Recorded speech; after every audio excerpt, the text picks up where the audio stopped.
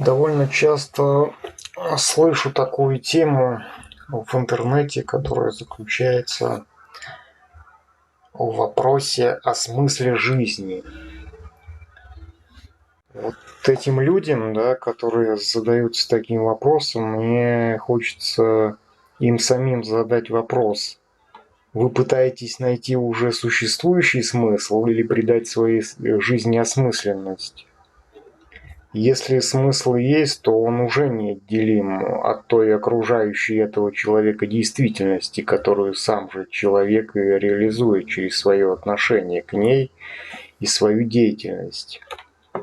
А любой вопрос о смысле жизни как о чем-то статичном кажется немного странным, как будто бы человек использует этот вопрос как повод для ухода от окружающей его действительности, которую он же сам и создает своими повседневными действиями. Ведь если говорить о смысле жизни человека, то он неотделим от его жизни. Это не означает, что этот смысл существует по умолчанию. Смысл жизни человека реализуется в том, на что он сознательно или несознательно тратит свою энергию.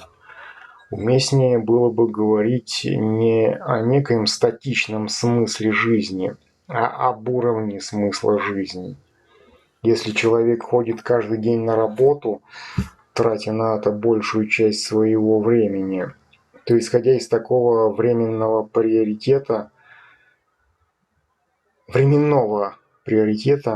который отводится его трудовой деятельности, то можно сказать, что его работа – это и есть смысл жизни. И, по крайней мере, в данном случае нелепо было бы рассуждать тут о каком-то ином для него смысле жизни, кроме как о смысле жизни в его работе.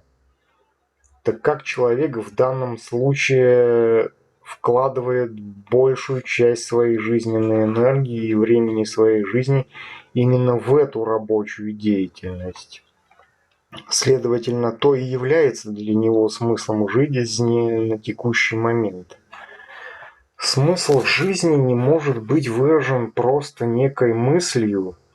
Мысль в данном случае – это всего лишь формулировка, как правило, весьма далекая от того значения для человека и его собственной жизни. Есть много людей, которые пытаются получить иллюзию осмысленности жизни через приверженность различным видам идеологий, таким, предположим, как религия, либо пытаются обрести эту осмысленность через нужность своей деятельности для кого-то. Кто-то пытается найти этот смысл в так называемой любви, проецируя на объекте своей любви свои же изъяны в виде собственного ограниченного мировосприятия, не позволяющего смотреть на мир во всей его многогранности. Когда ты не воспринимаешь весь мир сквозь призму отношения к какому-то одному человеку. Но все эти примеры нам показывают не столько наличие неких ценностей у человека, а показывают то, насколько человек может уходить от своей внутренней реальности, то есть от себя самого. Это все тщетные попытки обрести целостность извне. Но самое интересное, если человек целостен, то ему не нужно все это, ему не нужны никакие дополнения, так как он сам транслирует в мир эту целостность, распространяя ее на других людей.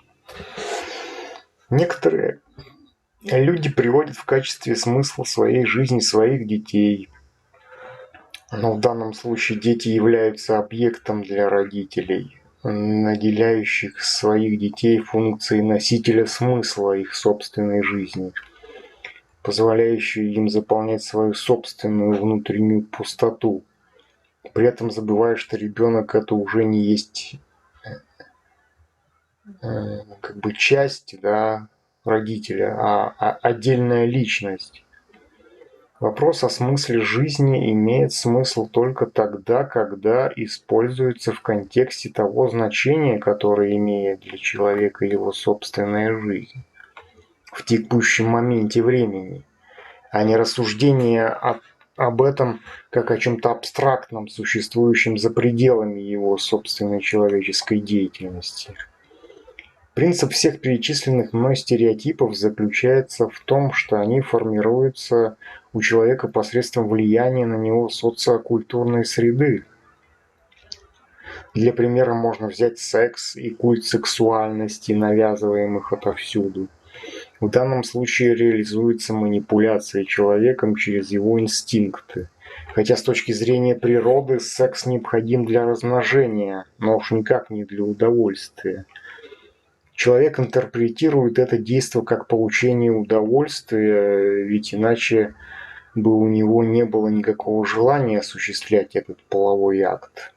Человек под влиянием насаждаемых системой стандартов пытается соответствовать им, ведущих к потере собственной энергии и уводящей его от самого себя.